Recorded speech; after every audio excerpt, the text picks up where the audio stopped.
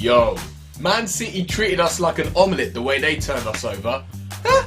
What was that? I feel like Peter Griffin's still recovering. You know when he's sitting on the ground going like this, holding his knee? Ooh, that's my heart right now. Ooh, we got absolutely schooled, battered, slapped, walloped, touched.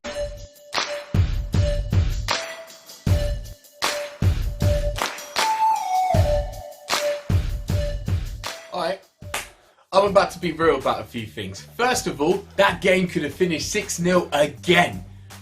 It was like year 7s versus year 11s, man. We got out-fought, out-battled, out-witted, outclassed, the lot. And if it would have finished 6-0, that would have been peak in red, capitals, bold, underlined, peak.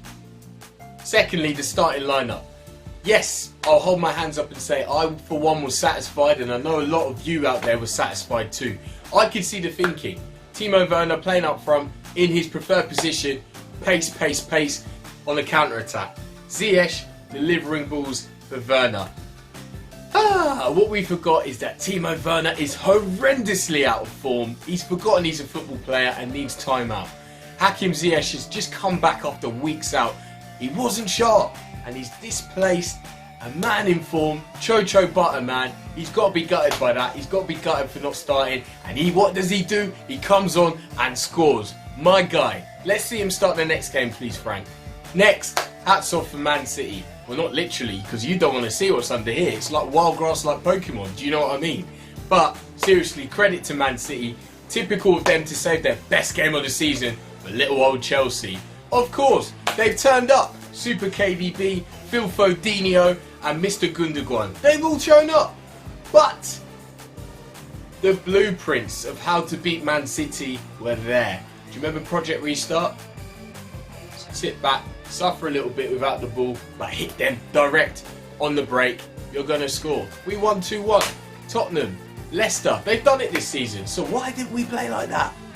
Next, best way to describe Chelsea right now, bunch of babies. Do you know why I say that? Because when you go 1-0 down to a Man City team, you're in trouble unless you've got this. You've got grit. You've got a will to want to come back. You go and get that ball out the net, jog it up to the halfway line, and whilst you're doing that, you slap your teammates around the face that are looking at the grass. Do you remember that Chelsea side under Conte that went 1-0 down at the Etihad? Remember that comeback? That team was full of winners, full of grit, full of determination. Compared to this team, please. What I saw when I looked at the boys was basically 11 men looking at the grass, thinking something's going to come out of the grass to help them win. When you look and see your teammates doing that, where's the inspiration? Where's the motivation? When you look at your manager on the sideline, arms folded, looking like this, you're not going to get much from him either. Where is it? But then you see the Man City players smiling, laughing, high-fiving, enjoying themselves, and you think we are in trouble. And when those Man City boys look and see the Chelsea boys all looking at the grass, man, it's almost like a crocodile that comes across a zebra in the middle of a lake that can't swim. It's that peak. And what happened? They went for us straight after that first goal because they smelt blood. So that's the problem. The mental side of Chelsea really needs looking into. We need more characters. We need more leaders. We need more people to get pissed off and get into fights with each other on the pitch. We need it. N'Golo Kante. N'Golo's so solid was not solid yesterday. He's one of my favourite players at the moment. He's so effective for Chelsea Football Club. Don't get it twisted. But why do we persist with leaving him as the sole defender when we have a set piece? Because teams clock onto this. And what they say is, if we get this ball from Chelsea, we'll attack like the Red Arrows. And there's nothing he can do. But then again, he also has a tendency to get the ball and make an error. Whether that's him slipping, and he does that a lot by the way, or just playing a poor pass. He did that yesterday. You cannot afford to underhit that. You can't. You cannot. You have to overhit it. In football, there are certain things you do just because the risk is too great. For example, you never pass the ball across the face of your own box if you haven't had a good look at what is there. You never do it because there could be a striker there who just collects the ball, thank you very much, scores a goal. That goal absolutely killed us, let's be completely honest. And why, oh why does it have to be a circus goal that we concede again? It reminds me so much of Southampton. We always seem to concede goals where it's just bodies flying, the ball hits the post, can't get it, can't get there, it bounces to their player. Goal, fam, goal. Let's talk about Frank Lampard. And I'm going to say what I think's going on at the moment. One of my favourite players to ever play for this football club, and a true legend of this football club and the Premier League. He really is. He really, really is. But as a manager, he's inexperienced, and there really is no substitute for experience. Picture this. Picture your first time getting laid compared to the 10th time getting laid. Big difference, right? I call him inexperienced because he started two players in particular that I'm going to bring up now. One of these, man, is a player that's horrendously out of form. Horrendously out of form. And that's Timo Werner. I call him Dash from The Incredibles, but ladies and gentlemen, you won't be hearing that for a little while until he proves that he is Dash. And what he's done is he's dropped two players that are banging form. Andre Abraham and the French Johnny Bravo. How are they feeling? Players that score goals. Players that link up better than Timo. Man, Timo can't even take a corner without kicking the corner flag, man. He needs a break, and I think he will come good. So I haven't lost faith in him. And the other one being Hakim Ziyech. I love him. I think he's our best summer signing, if I'm honest. And I still back that.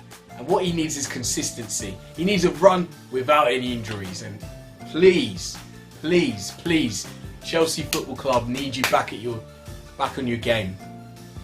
But what Frank has done is he's dropped Chocho Butter, a player banging form, a player that's been electric when he's played. How's he feeling? Dropped again, not getting minutes. What do I need to do, Gaffer? What is it? I need to know. I need to know. We need to know. Cho must start in the next game. He must. And if that means Ziyech comes off the bench and still looking for his sharpness, that's fine. That's what happens when a player's had weeks out. That's what happens. And unfortunately, I'm banging on about this because he hasn't learned from the other week. Reece James and Ben Chilwell against Arsenal when they were out and they came back and looked off the pace. What happened? And I tell you what, Man City have done their homework. They saw what Arsenal did to our fullbacks. And what they did is they went to our fullbacks, put a little bit of pace and trickery around them, said take them on when you get them. Play 1-2s. Take them to Pop City. 1-2ville. And that's what happened. Man, the amount of triangles that were played around Ben Chilwell and Cesar Azpilicueta, my friends, they've got whatever triangle phobia is. They've got it now. It was peak. And do you know what I think happened? We got too over-reliant on Hakim Ziyech, who's a brilliant creator. Don't get me wrong, it was working. But then he got injured. Cho got injured. Pulisic got injured. All at the same time. 3 wingers out. No other wingers in the first team. And that's unfortunate. But then Frank had to find a way of getting us over the line. Get points at Wolves. Get points at Everton. Get points at Arsenal. Don't drop points to Villa. And then what happened after that is we got too over-reliant on our full-backs. Crossing hell and all that. Reece James especially. But then it became very obvious to me in that West Ham game where Reece James was injured, he didn't play. Ben Chilwell got injured, he came off early. And then we got lost. We didn't have a clue what to do. No chemistry, couldn't keep the ball, and that middle third of that game was terrible. West Ham would be kicking themselves they didn't score. Tactically, all it was, they just knew what they were doing. We didn't. We didn't have a clue. We couldn't link up. And we were just clinical, and sometimes you need that luck in football, sometimes it happens. Look at Man United. They are a team I admire to an extent because they always ask questions. They'll just play the ball. They'll just go for the through ball. And something will happen from that. Whether it might not be the original pass working, but somehow that'll turn into a penalty. But if you don't ask the questions, you'll never get anywhere. And I think for us it's too much safety this, safety that. But look, I'm rambling on a little bit. What needs to happen now is we need to use this 2 weeks coming up to our advantage. Get these chins up off the ground. Stop looking at the grass. Really get into these players in here. Remember the team they're playing for. The first half of the season, not good enough. December, not good enough. I always said that Chelsea Football Club have to get more than 66 points this season. Maybe I was hasty there because I based that on the fact we got 66 points last season. I just want to see progression. Maybe I was hasty because everyone's dropping points. But if you go to the halfway point, if we win our next 2 games, Fulham, Leicester, I think, Leicester away, then we're on 32 points. You double that, and that puts us on 64. Now, football isn't logical, it doesn't work like that, but you would describe us as being off track. So, out of the 57 points available in the second half of the season, we need to get at least 45. We do. We need to get at least 45. And then that'll probably be acceptable and that'll be enough to get top 4. In order to do that though, Timo Werner needs a break. Kai Havertz needs to rediscover his form. Ziyech needs to get up to speed, but at the right time. So he needs to earn his way back into the starting lineup. Play players on merit. Play them on merit then. That means not starting Timo. That means probably dropping Kovacic after the last game. Experiment a little bit. Try something else against Fulham. Because we're going to need it against Leicester the game after. So stop being so stubborn, Frank. Please learn from your errors, from your mistakes. It's probably a good idea to stop blaming the players now after games, because there's only so much that you can do that before it starts to work against the reason why you do it. After a while, I'd be thinking, Jesus Christ, like I can't be bothered. I'd have a dog like If I'd have a face like I've just been slapped constantly whenever he's saying anything. There'll be a hatred there, you know. They're the reason I'm getting abused on Twitter with the comments. So, you know, that's how I'd be thinking as a player, perhaps. He needs to shoulder some of the blame, share the responsibility, the accountability a little bit, because he has made mistakes. And I'm starting to think that there may be a morale problem with the players and him, and it could come from something like that. So he really needs to change it up and shake it up a little bit. I think he was unlucky in December because there is a game every 3-4 days, which means you can't train as much as you'd like to, but every team's in the same boat. It was blatantly obvious with Man City that they had that time to prepare for us, and we didn't. They were well drilled. They had been watching what Tierney and Saka did to our fullbacks. 1-2 City, Pop City, 1-2 whatever it's called. They did it. So, I'm going to stop rambling on now, but a lot needs to happen here. I don't think it's the end of the road like Boys to Men. Not yet. He needs to get some games. He does. And he can still put a run together. You know, there's a whole second half of the season. Look at what Man United did last year. I mean, at the moment, I'm struggling to see these players suddenly turn it on. But sometimes all you need is a bit of inspiration from within the squad. So if that's Pulisic suddenly discovering his Project Restart form, I'll back that. Cho coming into the team, starting and tearing things up, I'll back that.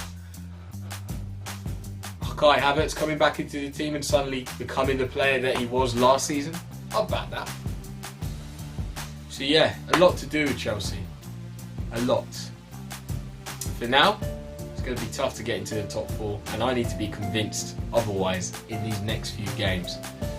But I do think Frank Lampard can be a talented manager in the future. I feel like you will get success if you experience some sort of failures, you know. And by failure I mean losing a few games and learning from it. That's the part now that I need to see, learning from it. I'm still backing him. I'm still Lampard in that sense. Although I hate using that term, I hate using the other one. Man, let's see what happens. Up the Chelsea.